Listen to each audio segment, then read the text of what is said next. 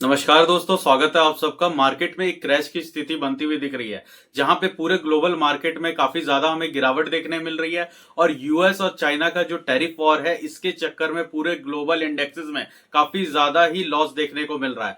हमारे Indian indexes की बात करें तो यहाँ पे क्लोजिंग डे से पहले आपने देखा होगा कि 350 पॉइंट की गिरावट निफ्टी में देखी गई, जो कि 1.5% है, और 1% के आसपास का सेंसेक्स में भी हमें देखने को मिला। यहाँ पे हम कुछ पॉइंट्स में समझेंगे कि ग्लोबल मार्केट में ऐसा क्या चल रहा है जिसके वजह से हमारे शेयर मार्केट में भी काफी ज्यादा गिरावट हो सकती है। और जितने भी स्टॉक्स है, खास करके मिड कैप स्मॉल कैप, जिसमें हमने पिछले 5 से 6 महीनों में बहुत सारी गिरावटें देखी हैं, बहुत ज्यादा लॉसेस देखे हैं, और अच्छे फंडामेंटल स्टॉक्स भी 40 से 45% तक की गिरावट में हमें दिख रहे हैं। और आगे आने वाले जो वीक है 7 अप्रैल से मार्केट में गिरावट होने की जो चांसेस है वो काफी ज्यादा बढ़ रहे हैं। बेरिश कैंडल बनता हुआ दिख रहा है। अब यहाँ पे हम कुछ पॉइंट्स को डिस्कस करते हैं। जैसे मार्केट में गिरावट आने की सबसे पहली वजह, आप यूएस के स्टॉक एक्सचेंज की डिटेल देखिए, जहां पे उनका जो डाउ जोन्स, नेस्डेक और S&P 500 है। जैसे हमारे यहाँ Nifty 50, Sensex, Nifty IT sector और भी बहुत सारे स्टॉक इंडेक्सेस हैं जिसमें हमारे फंडामेंटल और अच्छे स्टॉक्स लिस्ट होते हैं। वैसे ही अमेरिका का नेस्डेक, डाउ जोन्स और S&P 100 है। मैं यहाँ पे डाउ जोन्स की बात करूं, जहां पे अमेरिका के बड़े बड़े जो शेयर्स होते हैं, जो टॉप 30 कंपनियां हैं, जिसमें अमेरिका की 30 बड़ी कंपनियों का लिस्टिंग है, अगर उससे आप देखें तो 38,314 के लेवल पे ये ट्रेड कर रहा है।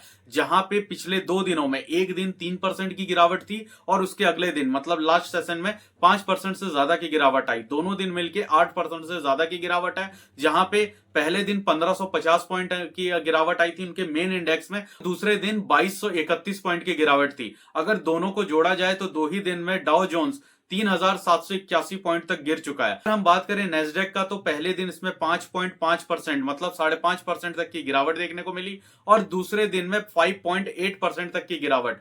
दोनों ही दिन का अगर टोटल देखा जाए तो 1940 पॉइंट तक की इसके अंदर गिरावट हुई है। S&P 500, जिसके अंदर टॉप 500 कंपनियां, जो अमेरिका की टॉप 500 मल्टी रिच कंपनियां हैं, वो लिस्टेड है, और उसके अंदर जो गिरावट है वो 572 पॉइंट्स की है इन्हीं 2 दिनों में, और वो 5074 के लेवल पे ट्रेड कर रहा है। काफी ज्यादा भयंकर गिरावट के साथ यूएस मार्केट में ये देखा गया है। देखिए, इसके पीछे का रीजन यही है, जो अमेरिका के तरफ से टैरिफ्स का इंपोज किया जा रहा है अदर कंट्रीज पे, और इसके साथ ही साथ अमेरिका के अंदर जो रिसेशन का एक फेज है जो कि आने वाला है या आ भी चुका है, लेकिन गवर्नमेंट इस बात को मानने को तैयार नहीं है। गवर्नमेंट बार बार ऐसे डिसीजंस ले रही है जिसके वजह से हमारे यहाँ कहते हैं ना, जब कभी ज्यादा प्रॉब्लम हो तो अपने यहाँ ज्यादा प्रॉब्लम है तो दूसरे के यहाँ भी प्रॉब्लम क्रिएट कर दो। ये प्रॉब्लम क्रिएशन कैसे होगा? जब इन्होंने टैरिफ्स की बात उठाई, मतलब अमेरिका से गया हुआ जो भी प्रोडक्ट है, एशियाई कंट्रियों में, यूरोपियन कंट्रियों में जो हमारा प्रोडक्ट जा रहा है, तो वो कंट्रियां हमारे प्रोडक्ट पे कितना टैक्स लगाती है। जैसे एग्जांपल के तौर पे हम इंडिया की ही बात करेंगे, अगर अमेरिका से कोई ऑटोमोबाइल कंपनी की कोई गाड़ी आ रही है तो हम 100% कस्टम ड्यूटी लगाते हैं। अगर कोई इलेक्ट्रॉनिक इक्विपमेंट आता है तो उस पर 20 से 25% तक की कस्टम ड्यूटी लगती है। और भी जितने इंपोर्टेड गुड्स होते हैं, चाहे वो टेक्सटाइल से रिलेटेड हो, इलेक्ट्रॉनिक से हो, एआई इंडस्ट्री से हो, इन सबके ऊपर टैक्सेशन हर कंपनियां लगाती हैं, इंडिया भी लगाता है। तो अब ट्रंप का ये कहना है कि हमारे प्रोडक्ट्स को आपके कंट्री में जितने भी परसेंट का टैरिफ या टैक्स लगाया जाता है, हम भी अपने कंट्री में इंपोर्ट किए हुए आपके देशों का जो प्रोडक्ट है उस पे भी उतना ही टैक्स लगाएंगे। और अभी इन्होंने, जो ट्रंप है, इन्होंने कहा है कि हम रेसिप्रोकल टैरिफ लगाएंगे। रेसिप्रोकल टैरिफ ये होता है दोस्तों, ये अनसर्टेन टैरिफ है, मतलब यहां पे नेगोशिएशन की संभावना बनती है। मतलब ट्रंप ये चाहते हैं कि मैं 25% का जब टैक्स कह दूंगा सबके लिए, तो यहां पे जितने भी कंट्री है मेरे पास आएंगे, भागे भागे आएंगे, परेशान होके आएंगे, और अपनी तरफ से मेरे लिए, मतलब अमेरिका के लिए काफी बढ़िया बढ़िया डील से लेके आएंगे। ये डील हो सकती है चाहे एम्यूनेशन के तरफ से हो, मतलब डिफेंस की डील हो, या फिर टेक्नोलॉजी शेयरिंग की हो, या फिर बड़े बड़े इन्वेस्टमेंट, या जो हमारे ट्रेड के डील्स हैं, ट्रेड ट्रीटीज हैं, इनको बढ़ाने के लिए, इन्वेस्टमेंट को बढ़ा, जो कि हमारा देश इंडिया भी कर रहा है। इंडिया लगातार अमेरिका के साथ, जो इंडियन ऑफिशियल्स हैं, ये नेगोशिएट कर रहे हैं कि हमारी जो ट्रेड की इन्वेस्टमेंट है, जो कि अभी $200 बिलियन के आसपास है, इसे हम बढ़ा के 2030 तक $500 बिलियन तक ले जाना चाहते हैं। हम टेक्नोलॉजी शेयरिंग भी करना चाहते हैं और आपके साथ बड़ी बड़ी डिफेंस डील भी करना चाहते हैं। उसी के साथ साथ हमारे यहाँ पे आपकी कंपनियों का मोस्ट वेलकम है, जिसमें हम टैरिफ्स में डिस्काउंट या कंसेशन भी देंगे।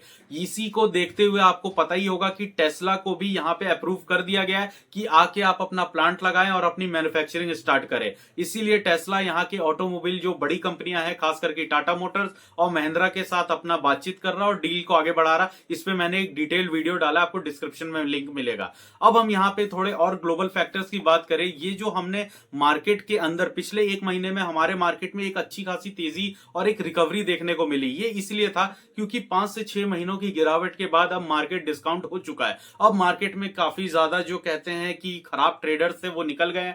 मार्केट के जो शेयर्स थे जो काफी ज्यादा आउट परफॉर्म कर रहे थे, बहुत ज्यादा ओवर वैल्यूड हो चुके थे, उन सबकी वैल्यूएशन कहीं ना कहीं ठीक तरीके से अब दिखने लगी थी। और मार्केट में वापस से एफआईज की एंट्री भी हमें दिखने लगी थी, जहां पे वो वापस से इसमें बाइंग करने लगे और मार्केट ऊपर जा ही रहा था। तब तक अमेरिका का जो इंपोज किया हुआ टैरिफ था अप्रैल के आने के वजह से इसका जो एप्लीकेबल है, मतलब अब ये अप्लाई होता हुआ दिखेगा और अगले ही हफ्ते से इंडिया के ऊपर भी ये टैरिफ्स लगने स्टार्ट हो जाएंगे। अब यहाँ पे प्रॉब्लम ये आ रही है कि चाइना के ऊपर जितना अमेरिका ने टैरिफ लगाया, चाइना ने भी अमेरिका पे उससे ज्यादा बढ़ के टैरिफ लगा दिया 34% का। और करंट में आप कनाडा का भी देख रहे होंगे, ये भी अपने आप को बहुत सीधा और अच्छा दिखाने लगे कि हम पूरे वर्ल्ड के साथ मिलकर काम करना चाहते हैं, पूरे ग्लोबल ट्रेड को हम भी इफेक्ट करना चाहते हैं। तो यहाँ पे अंदर ही अंदर ये एक दूसरे से ट्रेड वॉर खेल रहे हैं और बाहर आकर के ठीक बात कर रहे हैं कि नहीं, आप हम पे ट्रेड लगाओगे तो हम भी आप पे ज्यादा टैरिफ्स लगाएंगे। वहां पे आप चाइना का अगर इंडेक्स देखोगे तो उसे कोई मेजर हार्म नहीं हुआ है, वो एज इट इज बना हुआ है और कंसोलिडेट कर रहा है। पिछले 6 महीने में अच्छा गेन भी दिखाया है।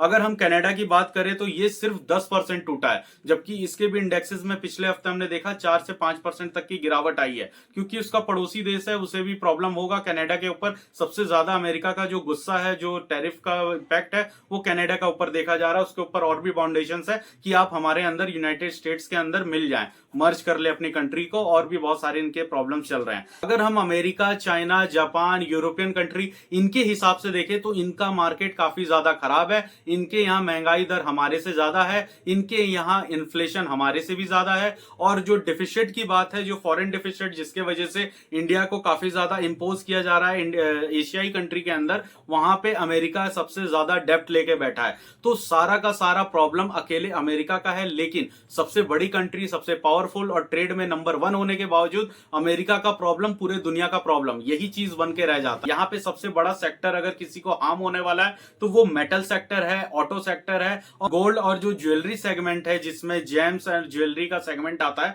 ये भी काफी ज्यादा हार्मफुल होने वाला है। तो हमने करंट में एक नया न्यूज ये भी देखा है कि वेदांता ग्रुप के चेयरमैन जो कि अनिल अग्रवाल जी हैं, उन्होंने बहुत बड़ा एक ट्वीट करके ये भी लिखा है कि हम इन टैरिफ वॉर के बीच में जरूर फंसे रहे हैं, आने वाले समय में थोड़ा सा दिक्कत जरूर होगा बाहर निकलने को। लेकिन उन्होंने एक बात कहा है कि अगर एशिया में हमें चाइना के बाद सबसे बड़ा मार्केट बनना है तो हमें अपनी कैपेसिटी को, हमारे मेड इन इंडिया प्रोडक्ट्स को, और जो ये आत्मनिर्भर वाली बात चलती है कि हमें सेल्फ डिपेंडेंट होना है, तो वो काफी ज्यादा फोकस करना पड़ेगा, हमें उस पर आना ही पड़ेगा। क्योंकि इस तरह के जैसे अमेरिका इस समय अपना जो रुख दिखा रहा है, टैरिफ्स को इंपोज कर रहा है, तो कल को चाइना भी कर सकता है और उससे सबसे बड़ा इफेक्ट उसके नेबर कंट्री होने के बावजूद हमें पड़ेगा। उन्होंने कहा है कि चाइना के पास 5000 से ज्यादा कमर्शियल जो कार्गो शिप है वो है, और हमारे पास जो इंडिया के पास सिर्फ 500 है। तो इसका कंपैरिजन कहीं से नहीं किया जा सकता। हमारे से 10 गुना ज्यादा कार्गो शिप चाइना के पास है। बहुत सारी ऐसी टेक्नोलॉजी है जिससे काफी ज्यादा एडवांस चाइना हो रहा है।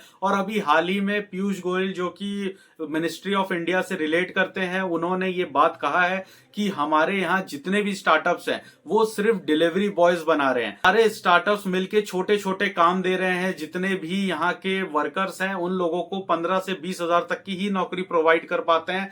जितने भी नए स्टार्टअप्स हो रहे हैं, कोई बहुत बड़ा वो जाइंट काम नहीं कर रहे हैं, वो सिर्फ एक तरीके से अनएम्प्लॉयमेंट को सिक्योर करने का काम कर रहे हैं, जिससे देश आगे नहीं बढ़ेगा। और अगर आप चाइना के कंपैरिजन में स्टार्टअप्स को उठाएं तो उनके यहाँ का स्टार्टअप एआई पे काम कर रहा है, आर्टिफिशियल इंटेलिजेंस, सेमीकंडक्टर पे काम कर रहा है, इलेक्ट्रिक व्हीकल पे काम कर रहा है, ईवी सेक्टर में जितने रेवोल्यूशन आ सकते हैं उन सब चीजों को वहां का जो स्टार्टअप है वो कम लोगों को ज्यादा अच्छी सैलरी प्रोवाइड करने का भी काम करता है। और हमारे यहाँ पे ज्यादा से ज्यादा लोगों को कम से कम सैलरी देके जितना छोटा या ग्राउंड लेवल तक का काम है वो करने पे मजबूर कर रहा है। तो ये सब डिफरेंसेस है जो इंडिया को चाइना से काफी ज्यादा अलग बनाती है, कंपटीशन के भी बेस पे काफी ज्यादा अलग बनाती है। पूरे सेगमेंट का यही निष्कर्ष निकल के आता है कि जब तक इंटरनेशनल ट्रेड वॉर्स ये सब खत्म नहीं होगा, जब तक टैरिफ्स एक सुटेबल या एक इम्पोज्ड पे नहीं आएंगे, एक फिक्स टैरिफ के रेट पे नहीं आते हैं, तब तक ये मार्केट में काफी ज्यादा अनसर्टेनिटी, काफी ज्यादा वॉलेटिलिटी और काफी ज्यादा उतार चढ़ाव हमें देखने को मिलेगा।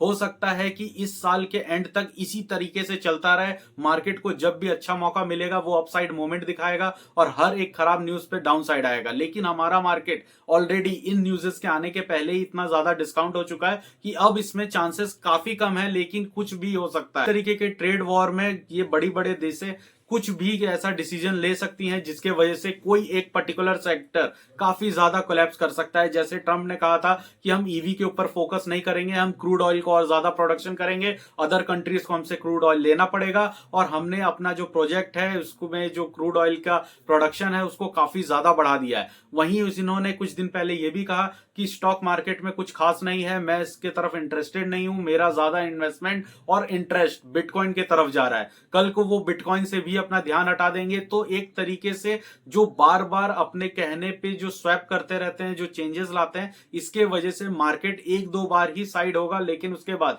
एट द एंड मार्केट को अपसाइड ही जाना है। तो इन चीजों को समझ के ही आप मार्केट में बने और खास करके ट्रेडिंग पर्पज से दूर रहें। इस समय ट्रेडर्स का काफी ज्यादा मार्केट से दूर रहना ही ठीक रहेगा। इस समय मार्केट की जो स्थिति है वॉलेटिलिटी के मामले में सबसे ज्यादा हाई है। तो दोस्तों ये तो रहा मार्केट से जुड़े हुए मार्केट के क्रैश और मार्केट में क्या अनसर्टेनिटी चल रही है यूएस के वजह से। तो इन चीजों को हमने डिस्कस किया। अगर आपको वीडियो इन्फॉर्मेटिव लगा तो आप इसे लाइक करें, चैनल को सब्सक्राइब करें। दोस्तों मिलते हैं अगले वीडियो में। नमस्कार।